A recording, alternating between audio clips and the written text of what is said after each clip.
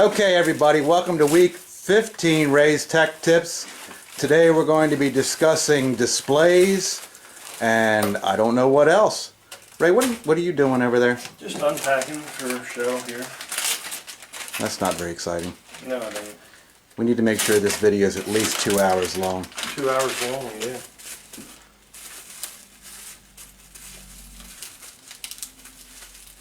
On leg levelers. Yeah, on how to install a leg leveler. Yeah, at least we can afford to buy them and put them on instead of rusty bent stuff. Well, you know, well, one of his recent videos, I don't know what it was. I try not to watch those things because they're so dull. But he was commenting on how they install new leg levelers and they polish, or no, they clean. They clean the original legs. I guess maybe the original legs are worth more than the replacement new ones. I don't know. Yeah.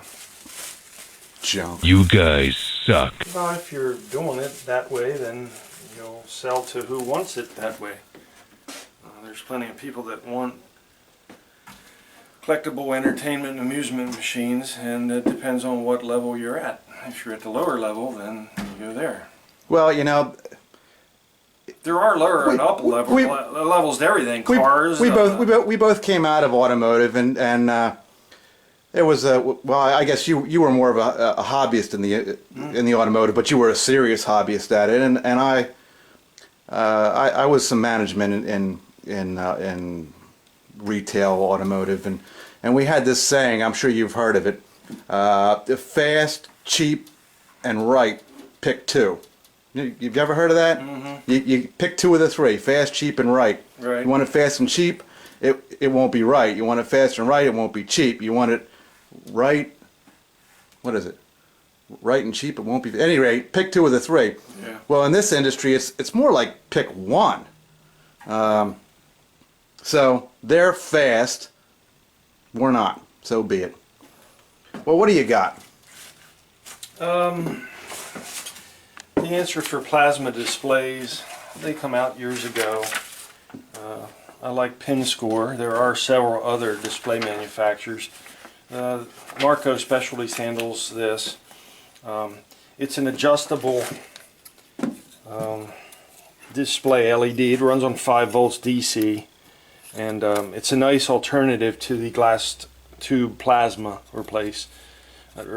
You can adjust it, and they figured out the color and the brightness is adjustable, and they figured out the width and the height of the segment and the digits.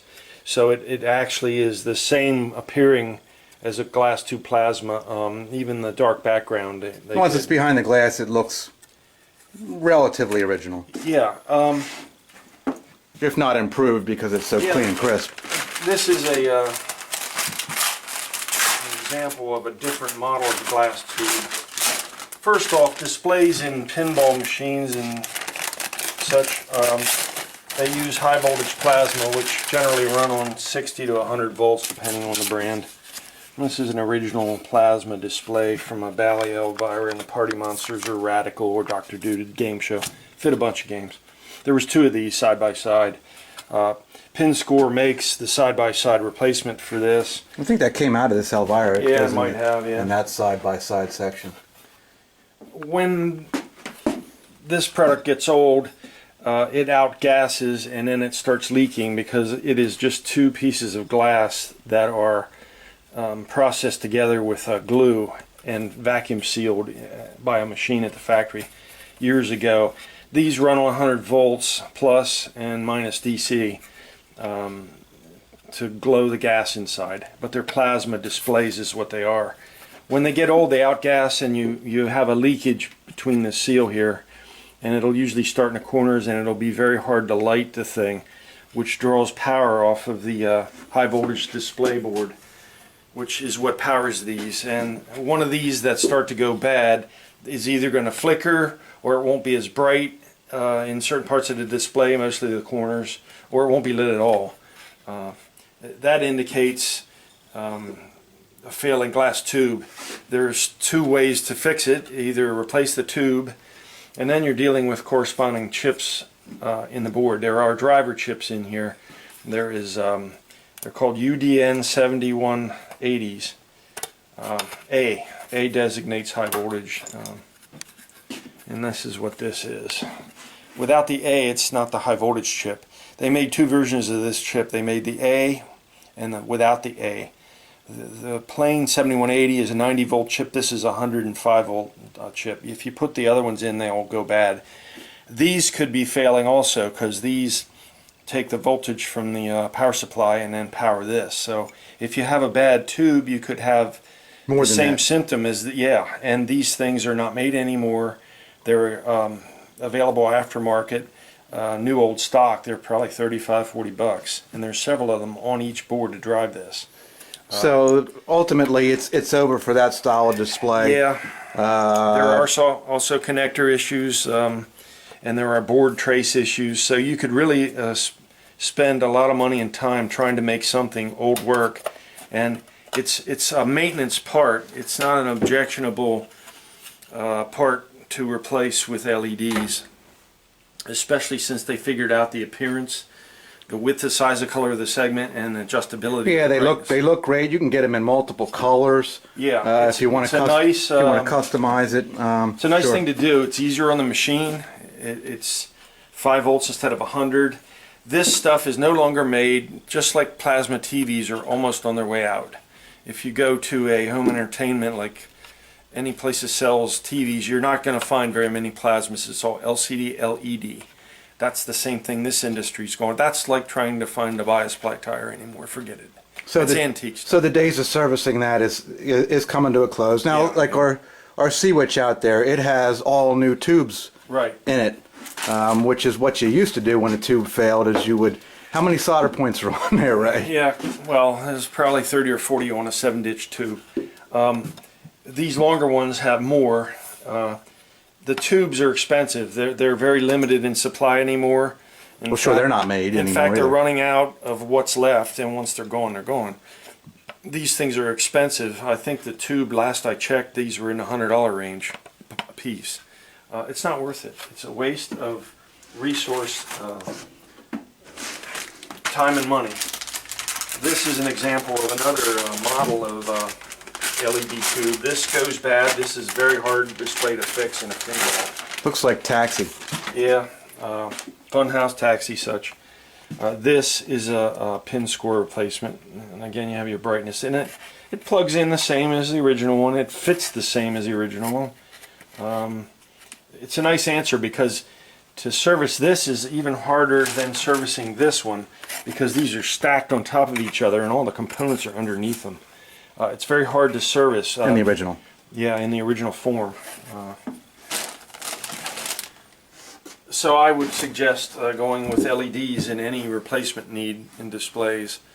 Even the 128 by 32 dot matrix for your WPCs, they're now coming out with 5 volts, the manufacturers, various ones. Those are a neat replacement for those. And like all new technology, this is coming down in price. When they first came out, they were expensive. Now they're almost, well, they're cheaper than buying tubes. Cheaper than trying to mess with the old fix stuff. and buy tubes. Sure. Yeah. Each pinball, your regular pinballs, there's several different formats you can see here in Marco's display page. There are several different formats of glass tubes. Your regular Bally pinballs and Williams and such used 5 displays. They used a match credit and then either alphanumeric or numeric, 6 or 7 digit. There's 4 player displays and 1 credit match. If you have 3 or so bad, it's worth updating, yeah, to LED, just changing it all over. So the standard dot matrix displays that you stock are still OEM replacements? Is that what most of what you've been doing? Yeah. For like the standard Bally Williams and stuff. Yeah, the large display ones. Yeah. They get burned up. They get outgassed. What's what happens with? Is it the same failure with those? Same failure. A lot more power involved to power a dot matrix display. You know, if you've got 128 by 32s, you've got the larger Sega Super Display, which Sure. takes a lot of energy. Frankenstein, Baywatch, and such. Yeah, that was an itchy pin model though for Sega. Then not too many people followed that. They were the first to come out with dot matrix actually. I think Checkpoint was the first. Checkpoint was the first, yes. Yeah, and then Williams Bally followed Data East and came out with their version of it, only they made it bigger. And then, of course, Data East had the same size. Well, actually, I think Data East came out with it first.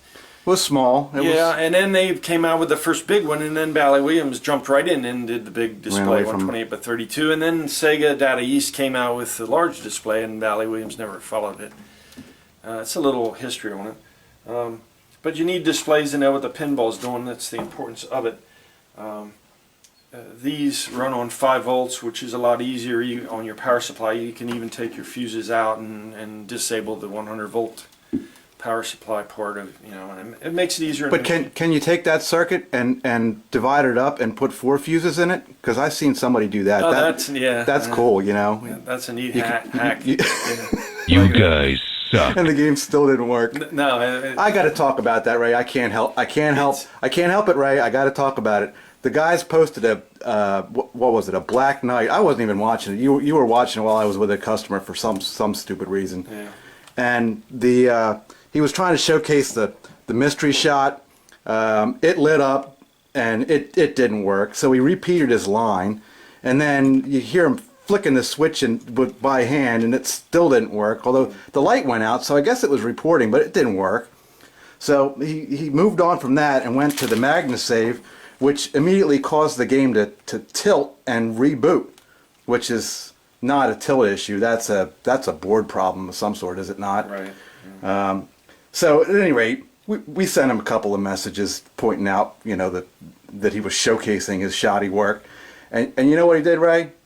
He took the video down, he edited out the portion, he chopped out the portion where it was showing the mystery shot. He left in the tilt failure and reposted the same video instead of fixing the machine and reshooting the video. I know that machine shipped as shown broken. Junk.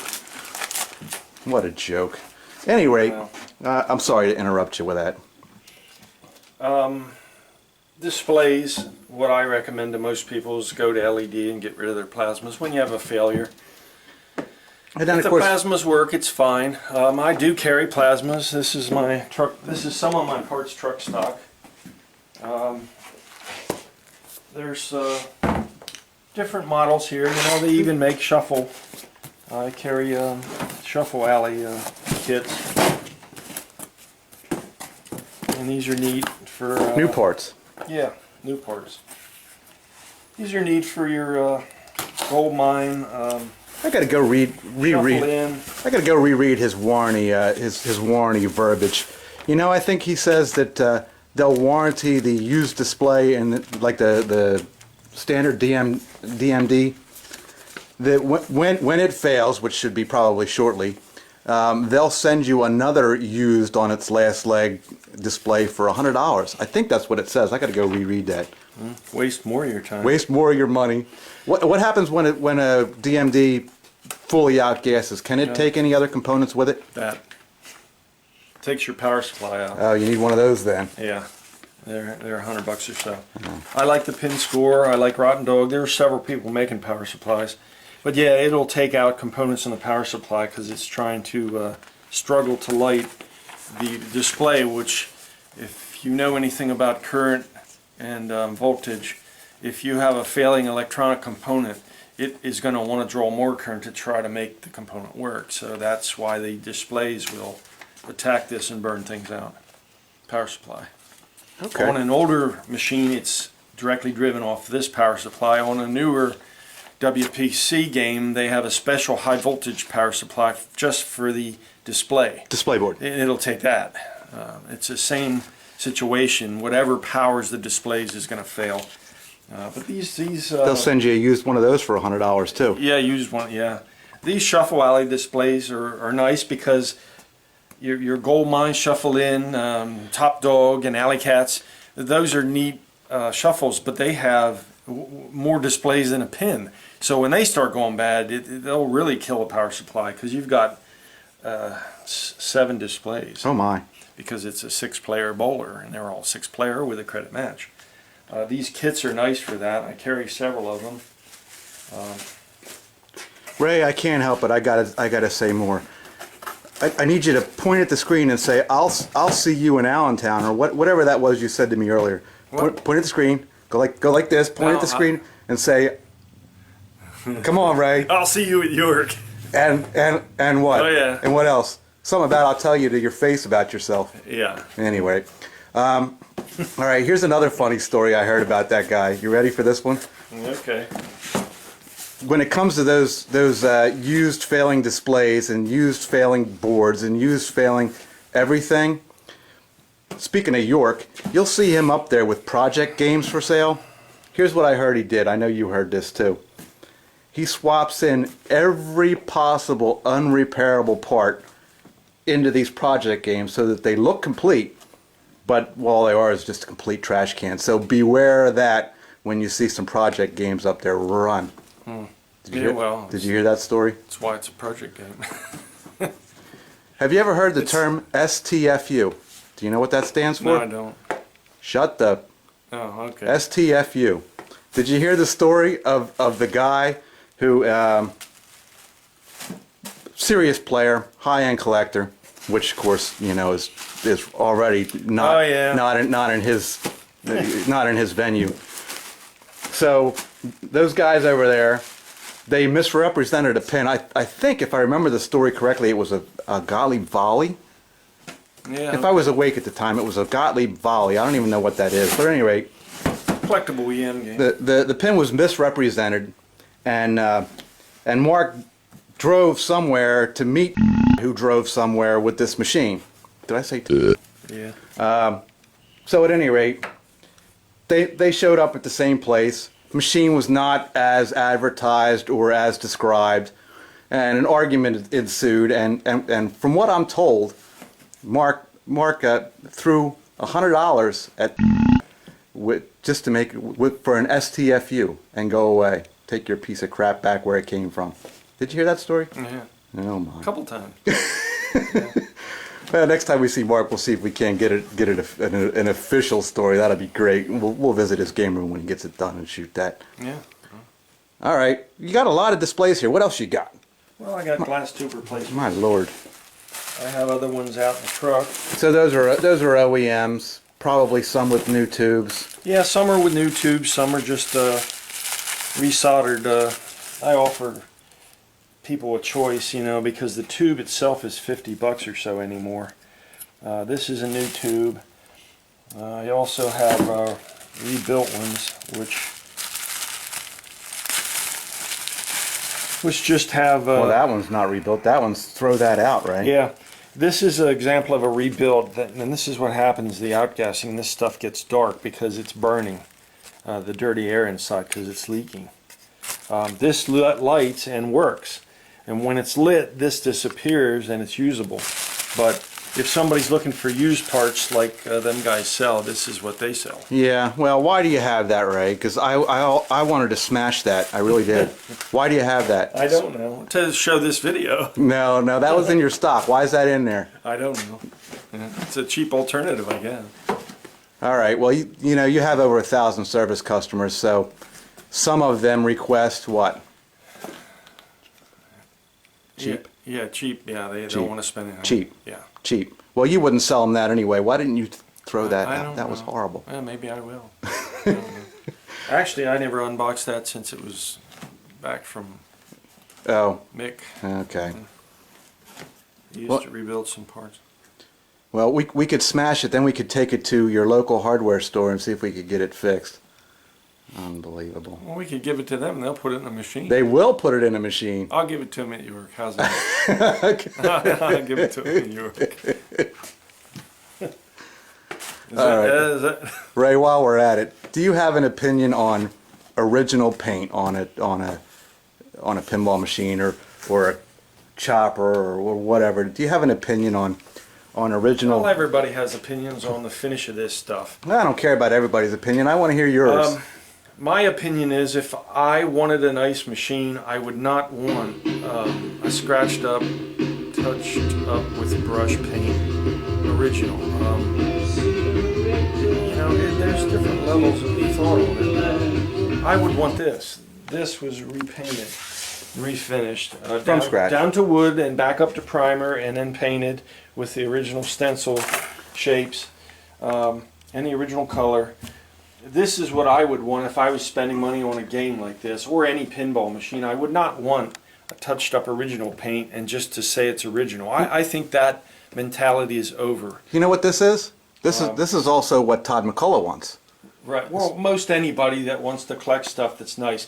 Your expensive location, expensive home, your expensive taste doesn't want that type of thing anymore. With exceptions. I mean, there was that, what was that thing? That Captain Fantastic that we had? Right. That had less than 3,000 plays on it. I mean, that's the exception to the rule. You don't repaint tear it. down an original that has been handled well, but you don't take something that looks like it was coin-op for most of its life, which is what most of this was. Yeah, 98%, and it's certainly 100% of what they're... You see the list of low-end games they're pushing through there. Some Data East stuff. What was that thing? Robo Wars or... just all low-end Gottlieb Silver Slugger, just low-end stuff. You know that it wasn't bought new by a homeowner anywhere. Nobody was buying Gottlieb street-level games for their homes. That thing was routed into the ground. So, I don't know. My opinion is this is what people want. And this is what you should really strive to do. Makes things worth it. If I had an expensive home and game room, I would not want what you see on most of these people's websites and what they're doing. I'd want this. It's my taste. Original paint and condition is nice if it's nice. If it's not, I wouldn't want to look at it and say, well, it's original. And that's why I'm leaving it alone. I don't. Yeah, you hear that. You know what it is, Ray? It's an excuse for somebody who doesn't want to put in the time to do it, or doesn't have penny millionaire, doesn't have the budget to do it, so they pretend that that's original patina. They're lying. Right. Patina is a used, worn out word ever since these reality shows appeared. Patina to me is just wear and tear. That's neglect and wear. There's no other word for it. To have something original like that, if that's what you want and you're going to pay more for it, well, that's your... Yeah, well, they're not going to pay more for it. They're just, again, it's...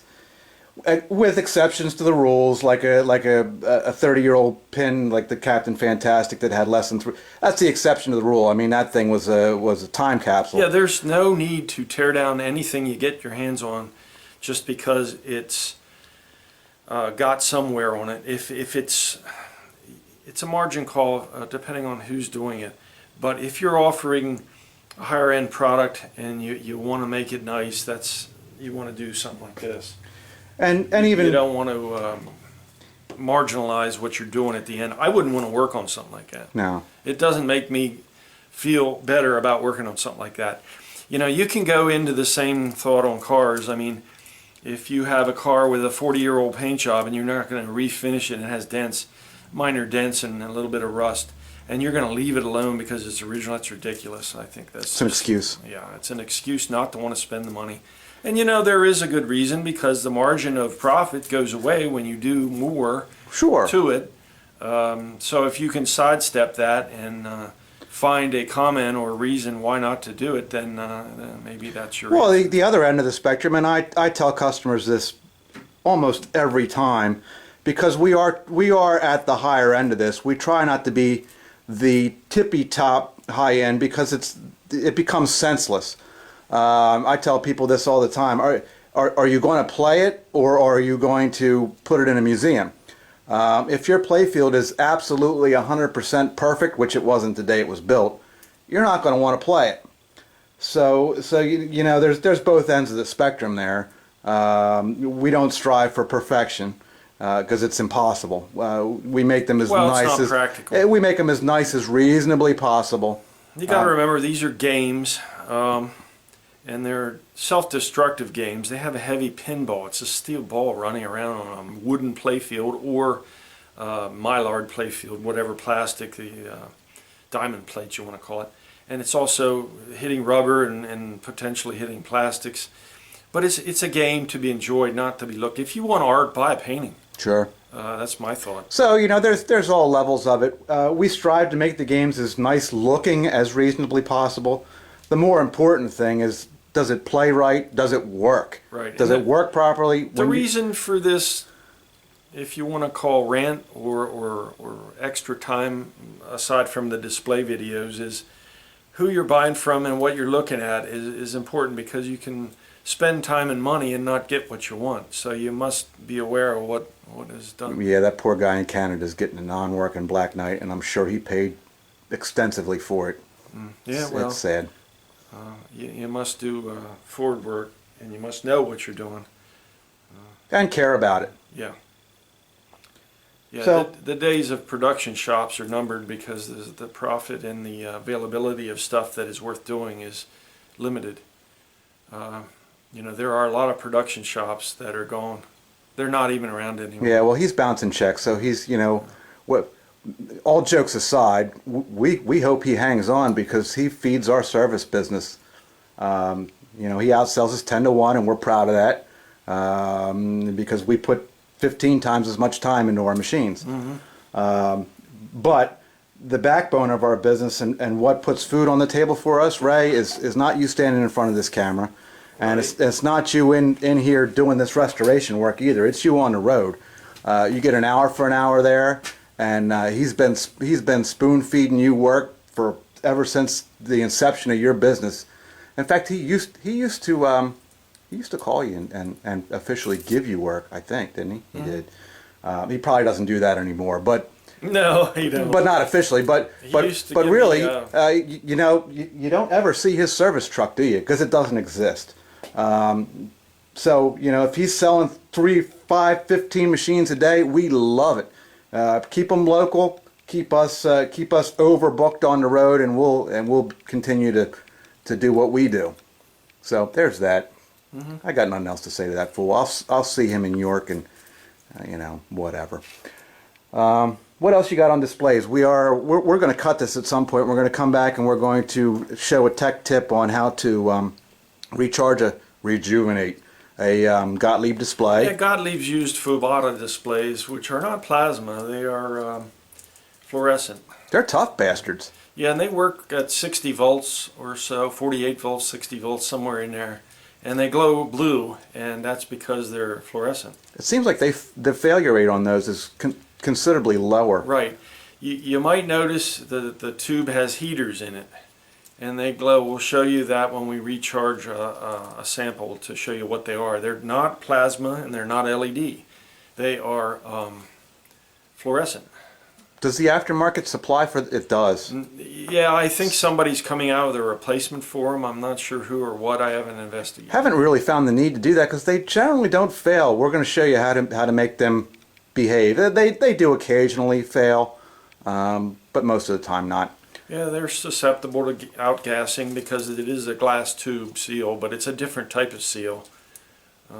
Yeah, we'll show you what they look like. I have stock of those. Okay, we'll come back to that.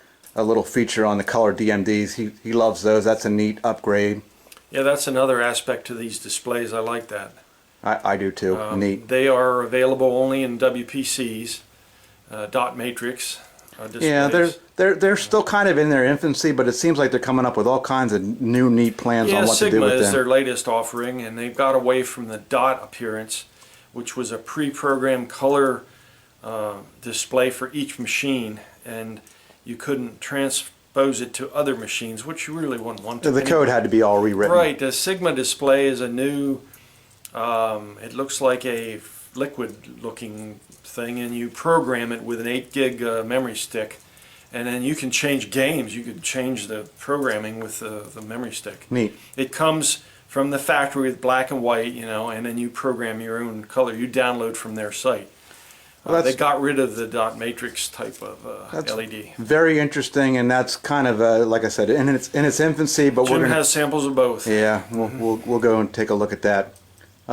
Is that all we got for this pile? Let's cut here. Okay. Yeah, we got to run out on the road here for a little bit, and we'll be back with the. Yeah, there's it is already. We'll be back with you shortly. Stay with us, people. Yep, we'll see you in a bit.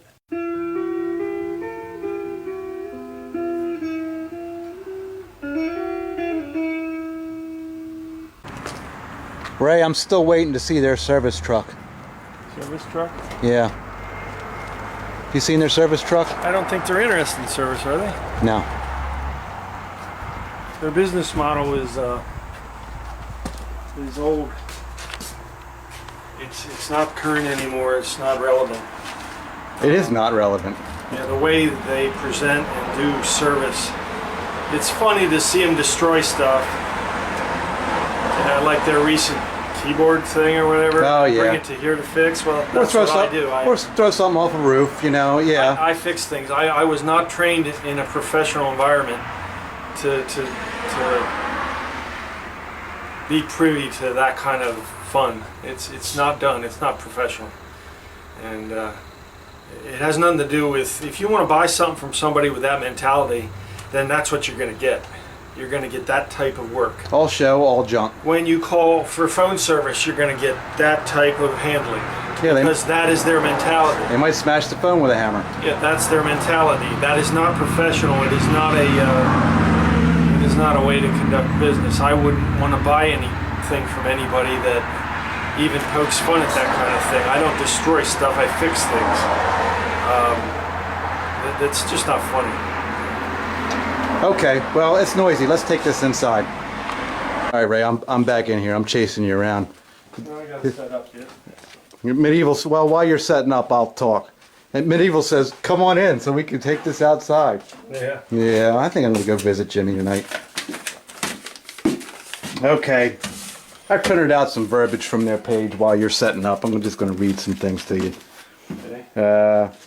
Blah, blah, blah. 30-day parts and labor warranty is always included. We include our free 5-year low-cost service plan, such and such. If anything fails on your game, we will fix or repair components at the following rates. Small displays, $50 to $100. Okay. So their warranty is that they'll charge you $50 to $100 for another used about to fail display. Yeah. Right? Likely. That's what it is. It doesn't say new. No. Of course it doesn't say new. Large displays, $70 to $90 for another duplicate failing part. DMD on the latest games. Well, it's probably listed as good tested used. Yeah, good tested used. $100. So your warranty gives you that. Not covered. Antique jukeboxes, such and such. Hard drives in countertop games, mega touches and such. Touch screens. Yeah, I don't know. They don't warranty their mega touches, right? Yeah. Why is that? Well, there's a lot to it, and if you don't do a lot of work, they won't live, and it's expensive to repair. What's the warranty on our mega touches? 1 year. What happens if the board fails in it? Replace it at no charge. Nice. No charge? Yeah. That's sweet. Okay, are you setting up or are you talking to me? I don't know. have to go get a Gottlieb display, but these are two more examples of displays that I didn't have out earlier. These are the later ones. That's a big one. This is a 128 by 32. This is the one that fits almost all the pinballs. New. Whether they're manufactured by Gottlieb, Bally, or Williams, Is that or new? Capcom, yes. Is that actually new or is it new old stock? Are they still making that? Yeah, these are still made. They're probably getting near the new old stock depletion because like TVs, their production's starting. They're about done with those. Yeah. Overseas, wherever they're made, they're probably. Well, I guess Stern's still using those. Yes? No? Yeah. Yeah. So that's still new equipment. Yeah. They will be running out, as soon as the. Yeah, they'll abandon that at some Yeah. point. They're. Especially with JJP's pushing on them with the upgraded Right. displays. This is an example of another dual glass Glued together. in a large format, and it has dots, 128 across, 32 this way. This was Sega's larger version. They came out with several machines. It's the same principle, only larger. It's a new Vichet. These are probably new old stock. They're very expensive. Yeah, that's probably why they're expensive. And relating to these devices and tying in with when they go bad, they lean on power supplies. This was a tech bulletin out from Joe Blackwell when he worked at Sega about these game displays in '98. They recognized the problem right after they made these games. These are the games that this went in. Right. This thing drew so much power, even when it worked, and it was not outgassed, that it was causing the game to reset. It was drawing down the 5 volts because the power supply end was drawing down the power supply. So they came out with their own repair cable that rerouted the power to it so that it wouldn't shut the game on. Oh, okay. So This is a demonstration of, even brand new, what this thing can do to your machine. When it gets old and outgassed, as you can tell, it'll probably do more damage to the... It asks for more. Yeah, people don't know this, and they assume that I'll just use it till it goes bad, or, you know, I'll leave it alone, it works. You can be in for more. You can double your repair cost when you leave it go too long.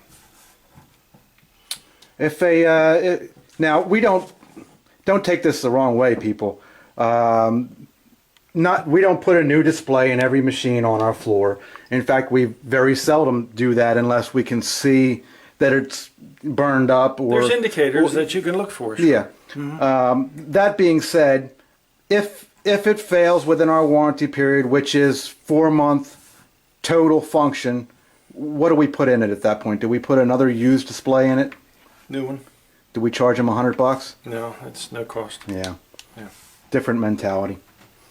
Well, we're supplying what people pay for, which goes back to when I said earlier, the business model for this type of collectible, restoration, repair, refurbish, whatever you want to call it, has changed. Old thoughts and practices from businesses around a long time have to change with it, because you have to respond to what people want nowadays, and also what is wrong with this stuff nowadays is different. You got to change with it. When I pointed out earlier about cabinet painting, you change with what people want. They don't want somebody with a paintbrush on their machine and they're going to put it in their $2 million home or $1 million. They don't want to look at that stuff. They want to look at something nice. But it has to be professionally done, such as what people do across the country, and not only us here. Yeah, we're not the only ones doing it, but we're one of the very few. Right. But people, that's the response that you have to recognize if you're in this industry. You don't do what you did years ago. That doesn't fly anymore. People don't want it. They want something nicer. That stuff will go to people that don't have money, and they really don't. They don't know what they want. They're just looking for something. But yeah, and they try to get in. You know, it's back to the fast, cheap, and right thing. You know, we're right. They're fast. They're not cheap. There are people that are out there and they, you know, surf Craigslist or whatever for a $50 game. Sure, and then there's all kinds of different tastes, and like anything in collectibles or anything people want, there's different tastes. Some people will accept a different, lesser quality machine. They don't care about what it looks like. But what they more times than not, what they end up with is a lot of disappointment. The game fails. They don't, you know, they bought the machine there. They don't know about you. They call them up to have them fix it, and they send one of their goofy people out there who, you've heard the story about stealing boards out of the games, and then they call them and no return. So they got this broken game in their basement, and it sits there and it doesn't get played. More often than not, that's what happens. Yeah. You ever see that happen, Ray? Yeah. It's something you got to respond to and change, or else you'll be doing a lot less business. And there are companies that didn't respond to it, and they consequently went out of business. Yeah. A lot of them around here locally. Sure. And they were big players. And those guys are next. They're already writing bad checks. They sell a lot of machines, but if you look at the size of their operation, you know, they got a ton of overhead. And that's a tough nut to bust at the end of every month. I mean, we're up against it here. We have to work hard to beat our overhead, and we're as slim and mean and trim as we can get. You get to be that big, you know, you got to sacrifice something, and we know all too well what they're sacrificing. Getting back on displays, we'll cut away for a minute. I'm going to set up my Gottlieb recharge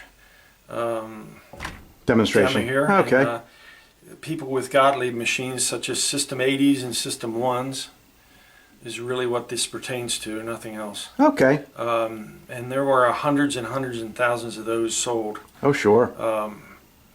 They're fun games. They're basic games, and They're still available. Yeah. I mean, well, they're not available. You know, obviously not new, but there's so many of them. They're around. Yeah, aftermarket supports boards and such, and you know, they made a lot of fun models. Joker Poker is one of the most popular ones. There are others. Countdown. Can you put Joker Poker on free play? Not with the original board, no. What if you put a new board in it? If you put a Nylon, yeah, there's a free play. That's a neat feature. Like that. Okay, you wanted to cut? We'll cut. Be right back.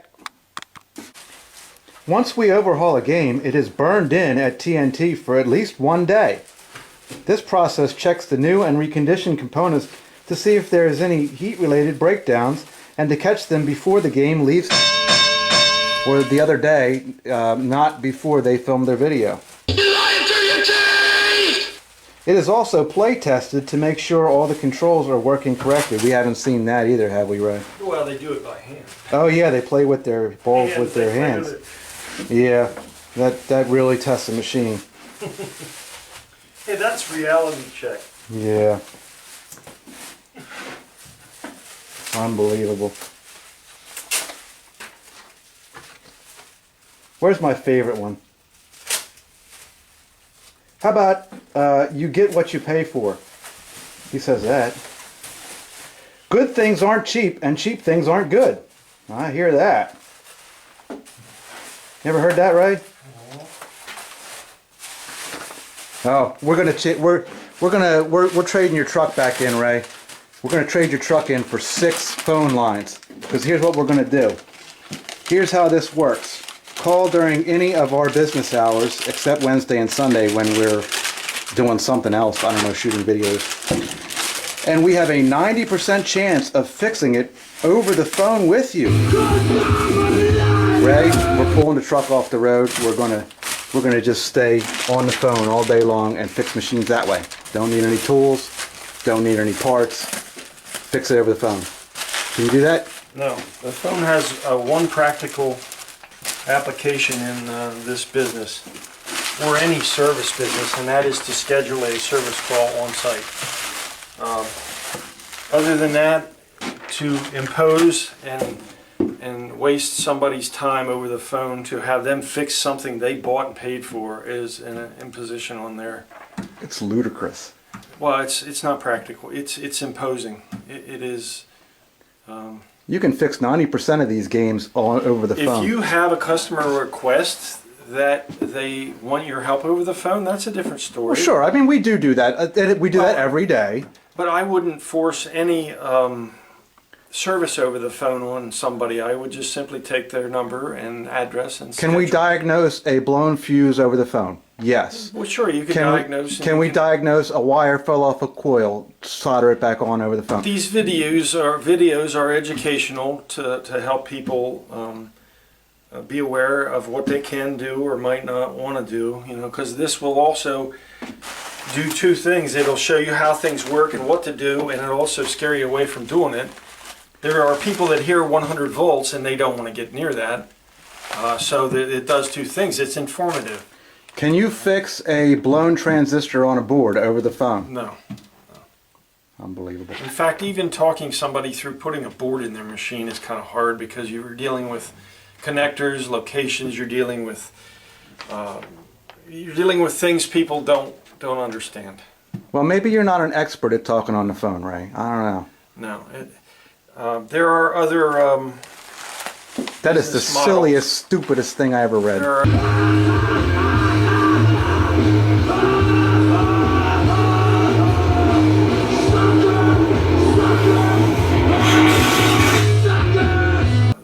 The industry I came from, office equipment maintenance, you don't do anything over the phone except take the call. Yeah. You give them 3 things to look at, and when it ain't them, you're on the road. If you're asked to do it, and then you supply it, but you don't impose your phone repair. Well, next thing you know, you got them in there, and they touch the wrong thing and cause more problems. Yeah, well, that's a hazard of doing things if you don't know what you're in when you get into a machine. Yeah, because they're complicated devices. Okay, I'm interrupting you again. Where are we going? I'm gonna go get my display set up for the. Okay, I'm following you. I'm going to read you a comment from Russ where we, you remember Russ? We sent him a BSD recently. Yeah. Somebody said we don't sell games. We sold a BSD. Do you know what the price was on the BSD, Ray? You probably don't remember. We sell games and service customers with integrity and deliberate intention on having something nice done right. Well, I want you to compare this. If I want to go to an auction and peddle stuff, then I would do that. Sure. But it's not what I was ever interested in. I don't condone that type of environment. If you're looking for a game, you don't go there to buy something that needs everything and expect you're going to bring it home and enjoy it. I don't agree with it. I'll bring you up to speed. We sold that game for $32.50, the BSD. Okay, yeah, right. Russ says, he emailed me, amazing game. Actually, he posted this on our YouTube of that video. Amazing game. GRC did a wonderful, top-notch job on this machine. It's the nicest BSD I've seen to date. Thanks, Mike, Ray, and Jimmy. Those guys over there have had a BSD listed for, I don't know, a year. That's just one example. 2 years. It's the same price. He's got it on there for $32. What I stated was, if you're going to do quantity, you cannot do quality. That's the case that they're not doing any. They're not doing either. No. They're at the same price we are, and thankfully, people out there are ignoring that game because they can see from the video they shot and the photos they shot that it's a piece of crap. It's a failed business model. They must learn, or they're going to disappear. I can name 3 other large businesses that were as large or larger than them, and then they're gone. Yeah. They're gone. Wave bye-bye to them. Where are we? I'm following you. I keep distracting you with this crap. Well, I got to put this away, and then I'm on. I said I wasn't going to talk about them anymore, but they keep taking shots at us. Well, it's. Are you going to the truck? You putting that away? Yeah. Okay. Maybe we can help them up their game. Well, Oddly enough, they have to go up. Oddly enough, as much bad stuff as I say about them, which is easy to do, I quietly have attempted to compliment them occasionally. They have followed us along. Since we've entered the market and are being exposed worldwide, they started putting LEDs in games.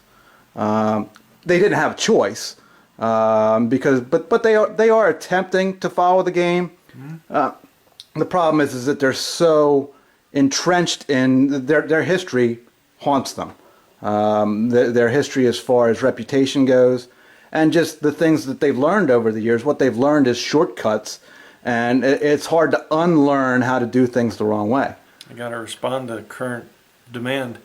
Current demand is changed. It's not what it was years ago when coin-op and route people were selling games. The mentality of these collectibles have changed. You got to change with it. You got to change with it and provide what people want. Because they don't want certain things anymore. Yeah. The best or the cheapest. The in-the-middle stuff is gone. Right. If you're the best, you're busy. We're busy. Right. High-end Pins is busy. Treasure Cove is busy. Right. All these people, including us, are turning away work left and right. In fact, you just brought in a taxi playfield swap for me. Right, CPR playfield swap. And you know what have I been saying? Turn that work. I mean, it's okay. It's Joe's machine, and that's all fine and good. We do need work, but we're turning away 9 out of 10 service requests for refurbish and restoration work now, just because can't do it. Can't do it. We are too busy. The other end of the spectrum, the cheapest stuff, which is not the cheapest stuff, is I guess, where is that stuff? It's floating around on Craigslist and yard sales and all that stuff. Auctions. Auctions. That stuff is flying off the shelf. Everybody wants something cheap, but the middle of the road stuff, people who want something nice, they don't want that, and people who want something cheap don't want it either. So yeah, that's going to be the end of them. You want me to see if one is bad looking in there and then charge it? Right. Okay. I checked their BSD listing. Their price is higher. It's at $32.99. The machine, right from the lead-in picture, looks like a piece of junk. Faded. It's got the wrong launch button on it. I didn't even have to enlarge the picture to see what a piece of junk it was. I think you get that dude with the paintbrush. Yeah, the paintbrush guy. He paints cars with a paintbrush too, probably. I got the perfect song for the lead in of this video, Ray. You're gonna laugh. Paintbrush cars too. Yeah, that's not the name of the song. I'm not gonna give it away. You just have to wait and see. I am video guy. Good for something. See what this one looks like. Okay. Fire in the hole. Uh-huh. Ball was down there. Uh-huh.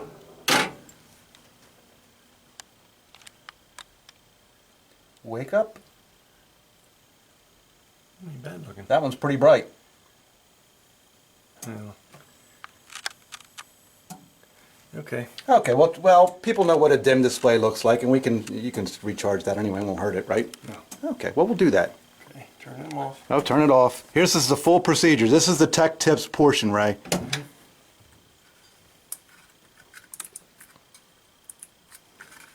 If your display is bad, has digits out, whatever, what do you do with it? Throw it out. Throw it out? Mm-hmm. Please, throw it out. This is a Fubata. It's still a dual glass crimp thing. It has heaters. These are the little lines going across here. Those are the heaters to heat up the fluorescent. But this is what fit in Gottlieb's 6 and 7 digit machines are the same. They fit System 1, System 80s. And if you have a dull one, you can turn your machine off. You don't unplug displays with them live in the Gottliebs, it'll ruin a MPU. Z1, 2, 3, or 4 component on the MPU. Yeah, those are your display driver chips on the MPU. Okay.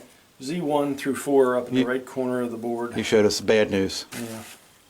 These are a box of the displays I have that need to be checked and recharged. They're packaged up. You need a pair of test leads, alligator test leads. Okay. And then there is a Uh-oh.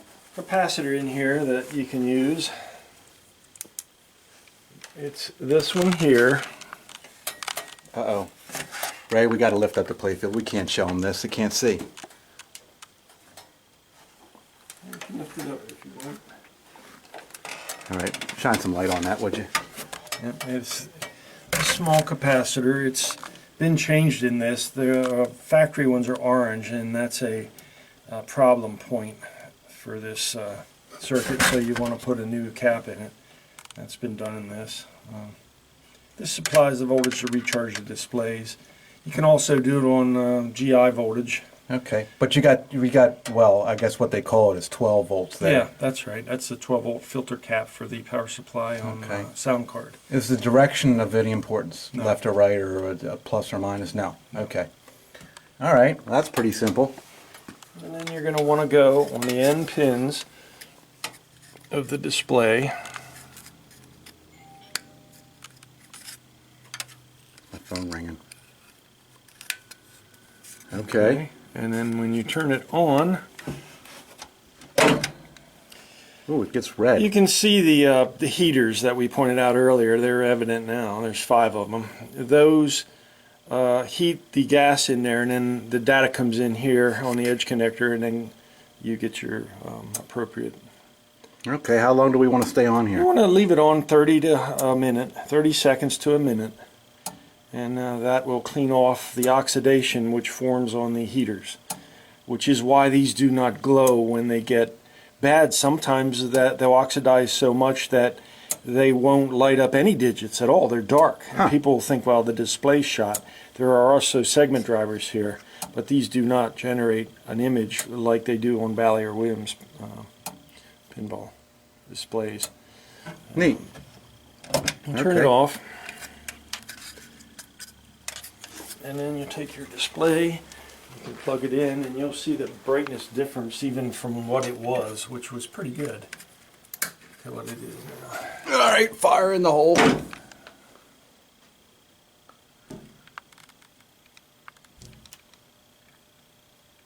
This is an i1 CPU. It boots up a little slower than the factory one. Wow. And you can see when it displays all the digits how bright, much more bright it got, even over what it was. Yeah. It's a lot more bright. Well, that's because we blasted off the oxidation from the tungsten wires. Neat. And that's how the Fubatas work. Very reliable. They do have a protective back to them because this is where the vacuum seal is done. The glass nipple. You don't want to break that or you'll out. It's done. Yeah, you'll let the vacuum out, and then as soon as you light it, it'll burn right out like a light bulb. Okay, so handle them gently. Yeah. I see you Some up, yeah, that's why they're packed your that way. stores there, they got foam on the back. Some have this plastic guard, some don't. Yeah. Yeah. Okay. But that is how you charge one, and you can see you can get a nice. Yeah, that's pretty that'll cool. last for maybe a year or two of use, and then it'll get the It'll start to hole. fade again as it oxidizes. Yeah, and then you recharge it. You know. Neat. They're a really hardy display. Hey, Gottlieb got something right there. Yep. I imagine they were expensive compared to what everybody else was using, but Gottlieb always resisted convention, and They tried to do everything different. They mostly did. And they got some stuff right, and then they got some other stuff not so right. Everybody's back box is generally hinged from this side. Yeah. Gottlieb hinges from the other side. Backwards. Yeah. Edge connectors instead of IDCs. Yeah. They have some IDCs or some 156 Molexes, but they resisted using a lot of that. Most of theirs is edge connectors. They were just different. They were a good machine. They weren't by no means cheap.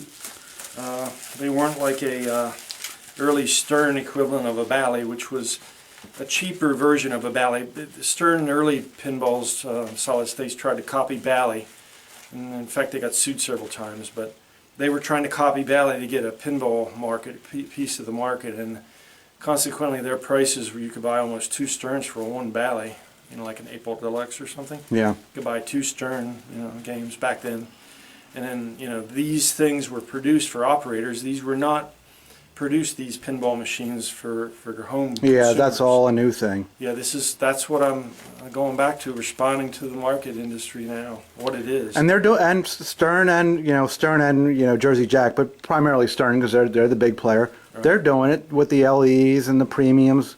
Options, yeah. I think they remain behind what people are really looking for, but wow, the public. The public can be more demanding than is realistic a lot of the time. Do people want to buy a $15,000 new pinball machine? They want that in the production side, but then they want it for $8,000, so that's why it ain't happening. But so be it. They're building a nice product. I enjoy. We have what do we have in here? An X-Men and a Transformers.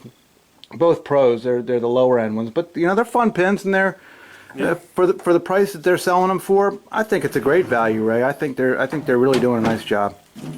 Yeah, no doubt. Keeps the business alive. I don't think everybody that wants a pin got one yet. No, that's for damn sure. And I think new people that are coming along that didn't even grow up with pins are mostly the ones wanting them now. I got an inquiry through YouTube today. Somebody that I don't know who they were, but they said, I'm interested in having a pinball machine. Where do I look? What do I do? And of course, that question, I could spend an hour answering that. What is it that do you want, a specific pinball machine, or do you just want a pinball machine? And if it's the case of you just want a pinball machine and you have a decent budget to work with, the new Sterns, I'm all for it.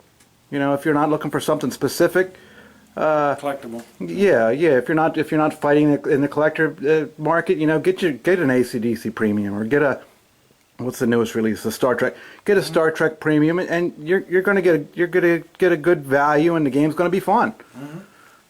So yeah, a shout out to Stern. They're doing a nice job. Appreciate those guys. Yeah, and I guess we'll wrap it up, and I'll have a shout out. Well, I'm not ready to wrap it up, Aren't Ray. you? No, there's something else I want to do that's totally. This isn't long enough.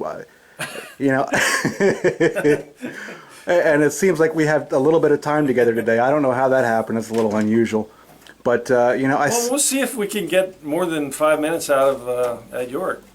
Yeah, I'm going to tape that discussion. That's going to be fun. I said we were busy, but I don't know if people believe us. Let's take a walk back to the abyss. Okay. I want to take a walk back to the Abyss. You never showed it, did you? No, we're going to take a walk through the Abyss and see what's back there for our backlog of restoration work. And I'm going to cut away to do that because this camera's out of film. Yeah, plus you got to walk long. That's a long walk. It's a big place. Yeah. It's the back of the hardware store is friggin' huge. Be right back, folks. All right, Ray, I'm chasing you. Oh, by the way, we never sell anything. Sold. You better check with your salesman. Sold. Hot tip. Sold. That's just last week, Mike. Oh my. Delivered the WAS. Sold. Yes. That was our third WAS. Yes, it was. I haven't seen them. They don't do WASs. No wonder.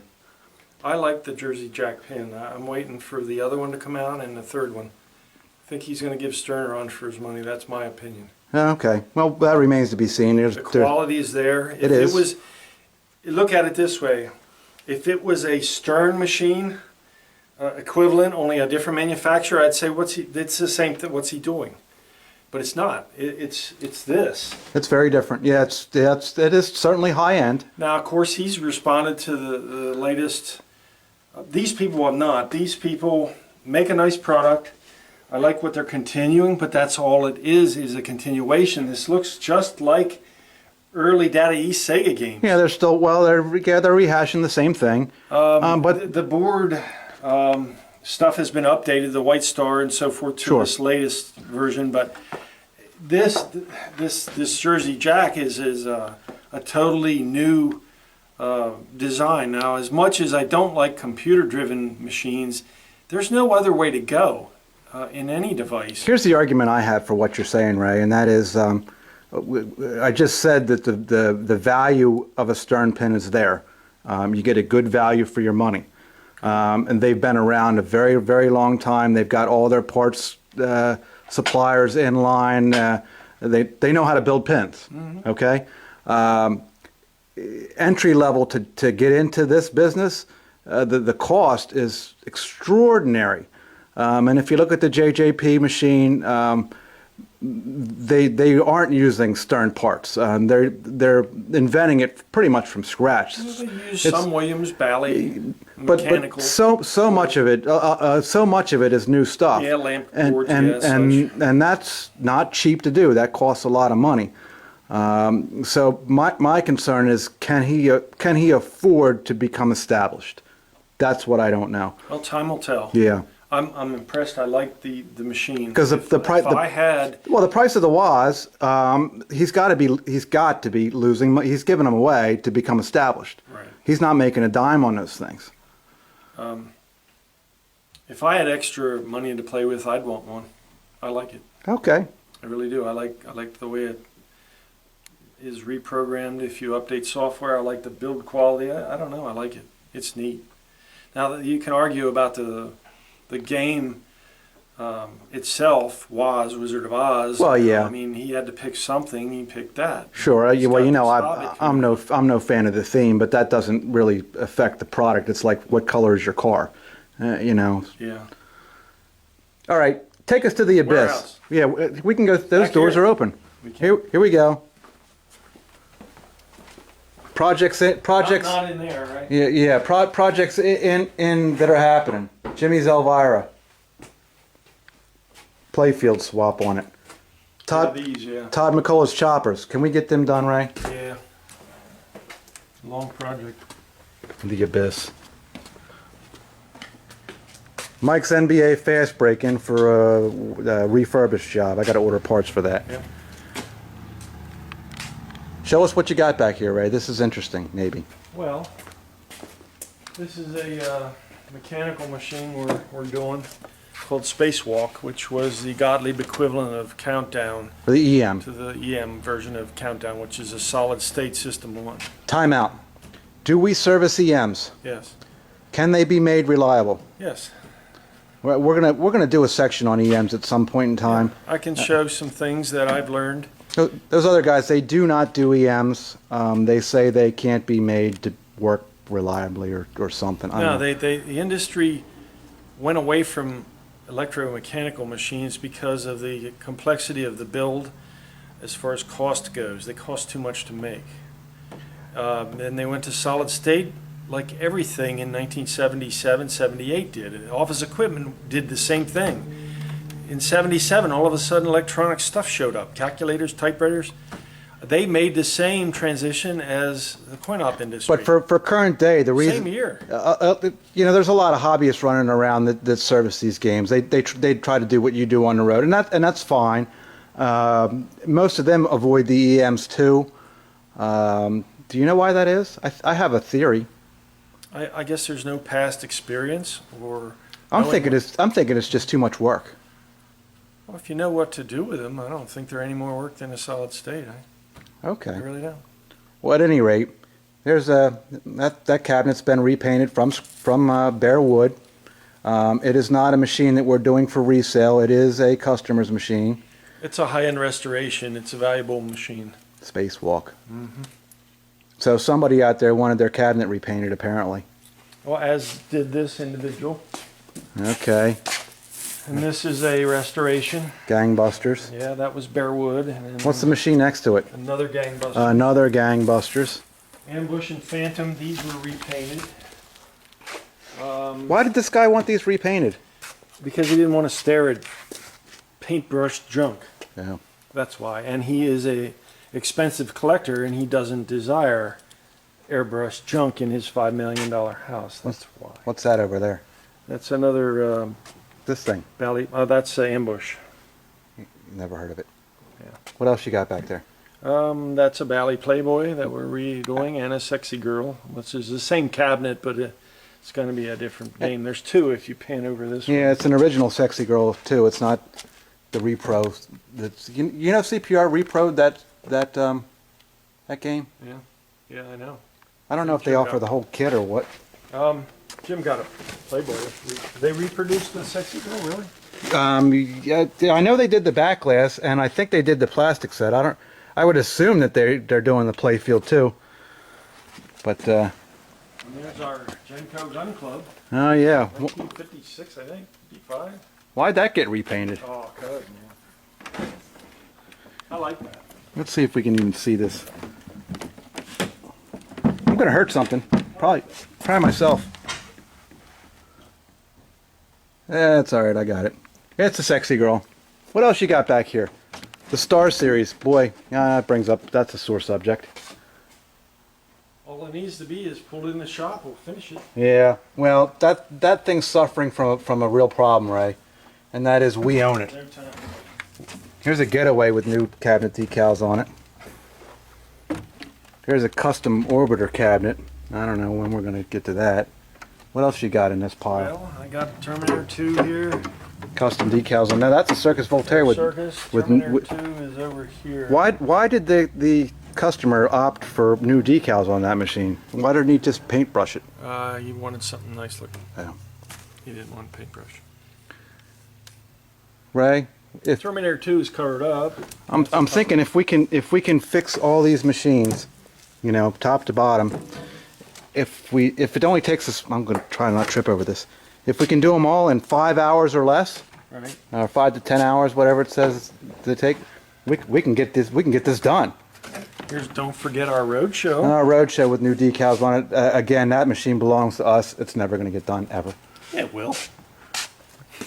I'm not going to live that long, Ray. Come on. You just brought this one in yesterday. Well, we unloaded this one today. I'm on the road, man. I bring stuff in. Yeah, thanks. Stuff that needs Another to be brought in. playfield swap. There are things need to be Why done. does this guy want a new playfield in his game? Because he didn't want the old one in it anymore, and it was looking sad. Wow. Well, thanks for that. What else? What's that back there? Is a pitching bat of some sort? Yeah, this is a pitching bat. That looks like it's been repainted. Yes, it has. Why that? Why did they do that? They wanted something nice. Batting champ. Yep. Neat. And We got another Defender. we got your favorite, Mike Shack. Shack Attack. That's ours. That's never going to get done ever. He always says that, and it'll get done. I started Our on it. Batman back there. That one is. forget our That one's Never really. gonna- That one's extra. Never going to get done. Oh Lord. Yeah, that one's whatever. I know what that is, Ray, and that's not going to get done. It's brand new, but it's not done. Yeah, it's going to be a multi-cade at some point in time. Yeah. There's our Popeye. Sword That's Defender. probably never going to get done. Here's a Defender backing up the other Defender. And Jimmy's hot tip to replace the one that's leaving. I got news for him, Ray. This is never going to get done. It will. That thing's beat. Okay, well that's a quick tour of the backlog. Do you have any more stuff at your house? Yeah. There's There's Mark's head-to-head Italian pinball. what's that? That's a cabinet he wanted done. It's an Italian head-to-head pinball. Mark, I know that guy. He's the one that paid $100 to STFU. Yes. Nice. He'll probably do it again at the York show. Come and look. Everybody bring. We'll have $100. We'll collect a donation for we feel sorry for him. Everybody bring $100 and hand it to him and tell him to STFU. What's this? People shipping you stuff from across the world to fix? What's in there? It was a customer from Ohio. Yeah. One of those mega touches? Yes. It's Skid Omega. Oh boy. Okay. Super checks we got, and we've got a bunch of. Oh yeah. Let's not talk about that. We're not doing them. Oh, come on, Mike. We got no You got time. energy. You got to We got no time for that. We're too busy filming videos. gear up. Yeah. We're gonna here's what we're gonna do, Ray. We're gonna post 3 videos a day. That way we can be like them, and we won't do any work, but we'll just video. all day, every day. And answer phones. And fix phones, fix machines over the phone, And I can take a hammer and hit keyboards. and smash keyboards with hammers. All right, wrap this thing up here, Ray. There's a nice backdrop. That's 10,000 hours worth of work sitting there. You're backing up, and I'm backing up with you. I like it. All right, shout out. Who you want to talk to this week? Say hello to somebody. Say hello to Colin and Jeff up in Mackinac. Mackinac? Yeah, Shikshinny. Shit shinny. Shikshinny. I never heard of such a place. Well, it's up north, How far away is it? west, 110 miles. And That's which way you go, actually. why is it so far away? Because that's where I go to fix things for him. Oh, nice. Yeah, he's a picker. Okay, yeah. He picked before American Pickers was out. He's a real He's the picker. real first one. Yeah. I think we're gonna try. Everybody knows Jeff. We're gonna try to visit Jeff because from what you told me recently, he's got from his years of picking. Of course, he passes along 98% of it. In fact, I bet. He does. Yes, he does. He supplied everybody. Yeah, and still does. And he still supplies them. Yeah, and of course they take the cheapest stuff that he's got that they think they can patch together and move along. Yeah. But since he's been doing it so many years, he has acquired some interesting stuff, and obviously he keeps the cream of the crop. So Jeff, we're gonna try to come visit you and see what you're about up there. Next week. Oh. Wednesday. I like it. 10/9. October 9th. Okay, well we can Gear film up more for that. 16-hour day, man. You got to ride. I did it yesterday. I'll do it. Yeah, I want to drag some of these other people along that think they know how to work. I'll show them what work is. What's it look like, Ray? Yeah, 16-hour day. Yeah, that's what it looks like. 2.5 hours up, 2.5 hours back, and work 9 hours. Nice. Come with me to see that. Do that over the phone. Well, I hope my extended Work battery. ethic. I'll show you what it is. I hope my extended batteries come in for these cameras. Yeah. Okay, that's the shout out. Oh, next week. What do you got? What do you want to do for tech tips next week? I think we'll do workbench, my electronics workbench. Yeah, I suggested that. Yeah, and we'll do the meter thing that we were going to do this week. We'll do that along with the electronic bench. I changed my mind because the display thing took up a good bit of the time, and I think the rant took up a good part of the time. I think the workbench will be more relative to show with well, the it's meter. I find that it's interesting. I have a factory Williams 3 through 7 test bench. That's what I was going for. Is that it's kind of becoming really obsolete, Ray. I've been selling the new combo boards from Pinball PCB and Rotten Dog for the system 3 through 7 Williams games. But in the meantime, as it becomes obsolete, it's still interesting equipment like that fuse test or that what was that thing? Tube tester. Tube tester. Yeah. It's kind of like that. It's going to become obsolete, but you still use it occasionally. And that's neat. That was a neat piece. And Hickok. So we're going to visit your home shop. We're going to see the your circuit board bench and how you have that laid out and what kind of tooling you have there, and your old Williams bench. That ought to be interesting. This video is going to be 6 hours long. Well, you can edit it down. Okay, I'll edit out 3/4 of the rant, and there'll still be 3 hours of rant. Well, same. Chokers. Yeah. Okay. Yeah. All right. Thanks for tuning in, everybody. Ray, we've got a ton of new subscribers again. We welcome everybody that's new to us. Yeah. Tune in for informative stuff, and we'll keep it Long.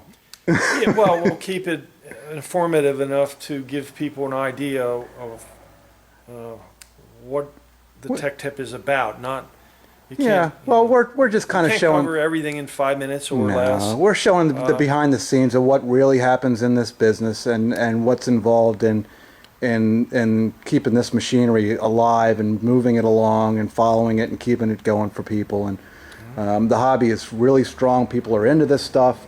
I was talking to the new subscribers just a second ago. I wanted to encourage them to comment on the videos. Tell us what you like. Tell us what you don't like. Tell us what you want to see. We do follow up on requests the best we can, and we are here to help you. We are not going to fix your machine over the phone, but we're here to try to point you in the right direction and help you the best we can. We appreciate you. Thanks for tuning in. We'll see you Sunday. Ray, I'm doing the Transformers because it's done. The Sea Witch is going to be the following Sunday, even though it's also done. Okay. Transformers Pro, and next week for Circuit Board Bench. Thanks for tuning in. We appreciate you. Bye-bye. Take care. Hi, we hope you've enjoyed this video. If you haven't already subscribed, what are you waiting for? Want to know what's coming next? Go like us on Facebook right now. You can keep up to date with all of us here at the shop and what we've been up to. Thank you for watching.